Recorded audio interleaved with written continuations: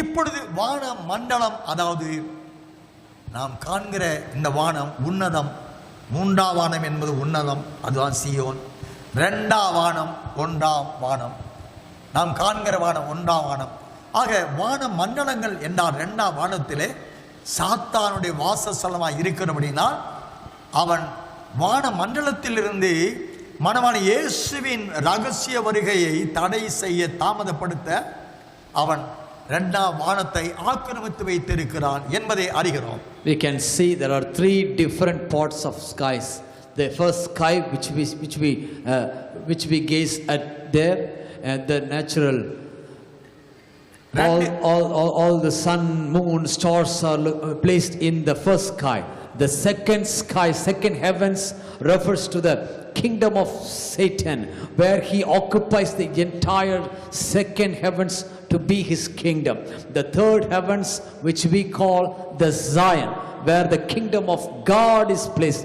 Satan, the devil, has occupied the second heavens to stop his king coming back again. He is trying his best to stop his coming back. நீதிமான்களின் ஐக்கியமான மனவாட்டியோடு நடக்க இருக்கிற ஆட்டுக்குட்டியான கல்யாணம் நடக்க வேண்டிய இடம் இரண்டாம் வானமே. The second heavens is the place where the fellowship of saints gathered together, and the wedding of bridegroom and bride is going to take place there. அங்கே இருந்து இவன் பூமியிலே சபை எழும்பி இயங்கி மனவாட்டியாய் மகிமையின் மேல் மகிமடைந்து நித்தியவாசியாக தடை செய்து கொண்டிருக்கிற மல்சர்ப்பத்தின் வாசஸ்தலமாய் அது இருக்கிறது. Now he turned that second heavens to be his kingdom, and he is trying his level best to make these things not to be take place. ஆனபடினாலே 2 தெசலோனிக்கர் 2ஆம் அதிகாரம் 3 முதல் 6 வசனங்களை வாசிக்கிற பொழுது தடை செய்கிறவன் தள்ளப்பட்டால் ஓடிய அந்த நாள் என்றால் ஆண்டவராய் இயேசு கிறிஸ்துவின் ரகசிய வருகையினால் வராது நடக்காது என்று அப்போஸ்தலன் பவுல் எழுதுகிறார்.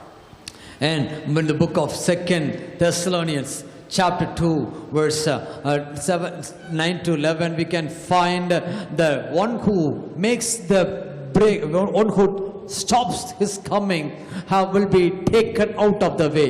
First 2 Thessalonians chapter 2 verse 7 says, only he who now restrains will do so until he is taken out of the way. தடை செய்து கொண்டிருக்கிறவனை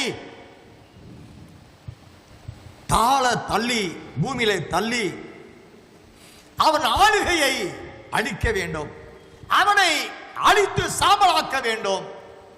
இந்த வேலையை செய்து முடிக்கவே தேவன் சபையை எழுப்பீர். பாதாளத்தின் வாசல் சபையை மேற்கொள்ள மாட்டாத வாக்குத்தத்தத்தை கொடுத்தார். The Lord is going to raise up church, the last day church, to bring back the devil who is stopping his coming from the second heavens, and he is going to raise up the church as to be a mighty warrior and to bring this devil into destruction and raise his coming back. அந்த வேலையை செய்யும்படி வெளிப்படு 12ஆம் அதிகாரம் 1ஆம் வசனத்தில் சொல்லப்படுகிற அந்த ஸ்திரீ என்ற சபை, பரலோக ராஜ்யம் என்ற சபை, பரிசுத்த புதிய எருசலேம் மணவாட்டி என்ற ஆட்டுக்குட்டியானுடைய மணவாட்டி என்ற சபை சாத்தானை தோற்கடிக்கும்படி அந்த சபை வான மண்டலத்துக்கு செல்ல வேண்டும், இரண்டாம் வானத்துக்கு பறந்து செல்ல வேண்டும். For this prophecies to be fulfilled, the church has to raise its standard to reach the second heavens, to defeat the Satan, to bring this holy saints back together and to meet our Lord Jesus. அங்கே நடக்கிற யுத்தம் வெளிப்பட 12ஆம் அதிகாரம் 7 முதல் 11 வசனம் முடிய வாசிக்கிறோம். வானத்திலே யுத்தம் உண்டாயிற்று. எங்கே யுத்தம் உண்டாகிறது? வானத்திலே. Revelation chapter 12 verse 7 to 10 we can find, and a war broke out in heaven.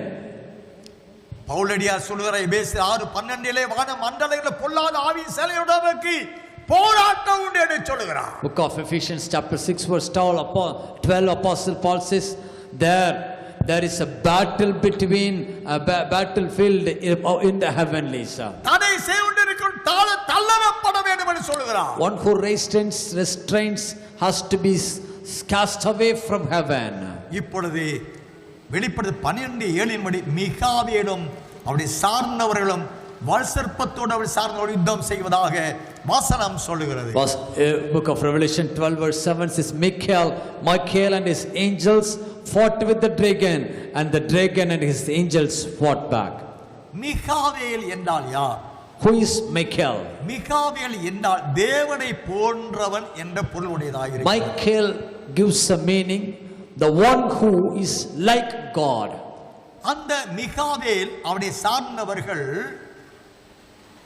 அந்த வெளிப்பட 12:1 சபை சார்ந்த ஆண் பிள்ளையாய் இருக்கிறார்கள்.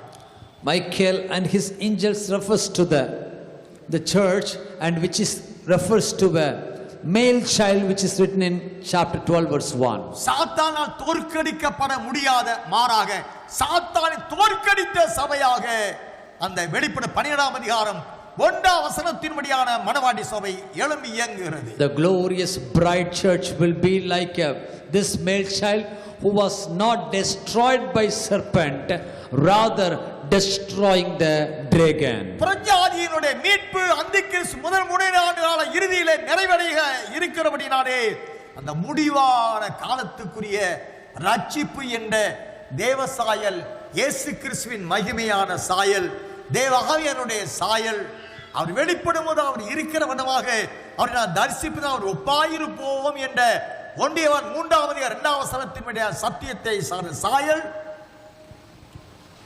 அனைத்தும் அவர்கள் யாராக தென்பட வைக்கிறது? தேவ சாயலை உடையவர்களாய், தேவனை தேவனாக அல்ல, தேவனை போன்றவர்களான தோற்றம் அங்கே வெளிப்படுகிறது. The church will be like this Michael, receiving the glorious nature of God, like the likeness of God, like the transformation of God. The church will be the same like God, who will be reappearing when he reappears into heavens. According to 1 John chapter 3 verse 2, we will also be like facing the glory of God. அருமையான கர்த்தருடைய பிள்ளைகளே, தேவனுடைய சாயலை தரித்துக் கொண்டாலே மறுரூபத்தின் வழியாய் 2ஆம் வானம் சென்று அதை ஆக்கிரமித்துக் கொண்டிருக்கிற அவனை தோற்கடித்து பூமியிலே தள்ளை சாத்தானை ஜெயிக்கவே முடியும். Once we receive the glorious likeness of God, we will be getting in transformation, transformed, and we can enter into the second heavens, and we can fight with the devil and casting him away, and we can prepare his coming. We can make his coming soon, and there can be a greater blessing. தேவ சாயலை அணிந்து கொண்ட மிகாவேலும் அவனை சார்ந்த தூதர்கள் என்றால் கிருபையினால சத்தியத்தின்படி 5 விதமான ஊழியங்கள், அப்போஸ்தலர், தீர்க்கதரிசி, சுவிசேஷ போதகர், மேய்ப்பர், இந்த 5 விதமான ஊழியர்களும் தேவனுடைய மகிமையின் மறுரூபத்தை அணிந்து கொண்டபடியால் அவர்கள் 2ஆம் வானம் சென்று வல்சர்ப்பத்தின் சார்ந்தவர்களை தோற்கடித்து வெட்டி பூமியிலே தள்ளுகிறார்கள். Michael and his angels refers to the people who got received the glory and the fivefold ministries. Apostles, prophets, evangelists, pastors and teachers were called as the angels of Michael, and all these fivefold ministries receives the glory of God and fight against the devil and prepare the church for his coming. இப்படியாக சாத்தானை தோற்கடித்து பாதாளத்தை ஜெயிக்கும்படியாய் தேவன் ஒரு சபையை நம்பி நாடி பேதுருவை கொண்டு எழுப்பினார்.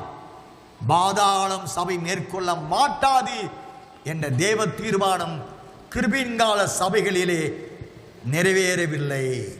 To make this great project to be completed through the church, which was raised upon Peter's promise, but the church which was functioning on the period of grace could not fulfill this greater project, greater prophecy.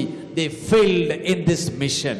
கிருபையின் காலத்தில் எழுப்பப்பட்ட சபைகள், அவற்றில் ஊழியம் செய்த 41 அப்போஸ்தலர்கள், திவ்யவாசல யோவானை தவிர மற்ற அனைவரும் இரத்த சாட்சியம் மரித்தார்கள். அவர் ஒருவராவது மறுரூபமடைந்தார்களா? அவரால் எழுப்பப்பட்ட சபைகள் ஒரு சபையாவது மறுரூபமடைந்ததா? மகிமடைந்ததா? இல்லையே. ஆனால் தேவ திட்டம் சாத்தானை சபை மேற்கொள்ள வேண்டும். தேவன் சபைக்காக மகா பாபிலோனை அழிக்க வேண்டும். சபையை கொண்டு அவனை பச்சித்து சாம்பலாக்க. அதற்காக தேவ வாக்குத்தத்தம் ஏசாயா 4ஆம் அதிகாரம் 4ஆம் வசனத்தின்படி சபைக்கு சுட்டெரிப்பின் ஆவியை கொடுப்பதா வாக்கு பண்ணி இருக்கிறார். We can find every New Testament churches which supposed to defeat Satan, they failed in mission. All the 41 apostles, 41 ministers has been faced the natural death, except John the apostle. Everyone faced death. According to book of Isaiah chapter 4 verse 4. அப்பொழுது ஆண்டவர் Zion குமாரத்திகளின் அழுக்கை கழுவி நியாயத்தின் ஆவினாலும் சுட்டெரிப்பின் ஆவினாலும் எருசலேமின் இரத்த பலிகளை அதன் நடுவிலிருந்து நீக்கி விடும்போது, 3ஆம் வசனம், சியோனில் மீதியாயிருந்து எருசலேமில் தரித்திருந்து ஜீவனுக்கென்று பெயர் எழுதப்பட்டவன் எவனும் பரிசுத்தன் என்று சொல்லப்படுவான். அருமையான கர்த்தருடைய பிள்ளைகளே, கடைசி நாட்களில் ஒரு கூட்டத்தை, முடிவான ரட்சிப்புக்குரிய அந்த கூட்டத்தை ஆவியானவர் அபிஷேகிக்கிற நிலையாவது சுட்டெரிப்பின் ஆவி. The spirit of judgment and by spirit of burning, the Lord is preparing another group of people who will be having this kind of spirit. பச்சிக்கிற அக்கினியான அபிஷேகத்தின் ஆவி. An anointing which will be having the fire to catch every evil things. நேசர் சொல்லுகிறார், The Lord our Redeemer says, அக்கினி போட வந்தேன், இப்பொழுது பற்றி எரிய விரும்புகிறேன். I came to pour out the fire. I wish it to be burned but brighter. கிருபையின் கால சபையில் எந்த அப்போஸ்தலனாவது எந்த சபையாவது பற்றி எரிந்த அனுபவம், சாத்தானை தோற்கடித்த அனுபவம் உண்டாயிற்றா? Or even in the period of grace, any church, any other church experience such a fire to destroy the devil and be transformed into glory? தேவ திட்டம் என்ன? What's the plan of வெளிப்படுத்தின God? விசேஷம் 18ஆம் அதிகாரம் 4ஆம் வசனத்தை வாசிக்கலாம். Revelation chapter 18 verse 1-4. பின்பு வேறொரு சத்தம் வானத்திலிருந்து உண்டாக கேட்டேன். அது, என் ஜனங்களே, நீங்கள் அவளுடைய பாவங்களுக்கு உடன்படாமலும் அவளுக்கு நேரிடும் வாதைகளில் அகப்படாமலும் இருக்கும்படிக்கு அவளை விட்டு வெளியே வாருங்கள். அவளுடைய பாவம் வானபரியந்தம் எட்டினது. அவளுடைய அநியாயங்களை தேவன் நினைவு கூர்ந்தார். அவள் உங்களுக்கு பலனளித்தது போல நீங்களும் அவளுக்கு பலனளியுங்கள். அவளுடைய கிரியைகளுக்கு தக்கதாக அவளுக்கு ரெட்டிப்பாக கொடுத்து தீருங்கள். அவள் உங்களுக்கு கலந்து கொடுத்த பாத்திரத்திலே ரெட்டிப்பாக அவளுக்கு கலந்து கொடுங்கள். அருமையான கர்த்தருடைய பிள்ளைகளே, அவள் உங்களுக்கு பலன் அளித்தது போல நீங்களும் அவளுக்கு பலன் அளியுங்கள். Render to her just as she rendered to you, and repay her double according to her works.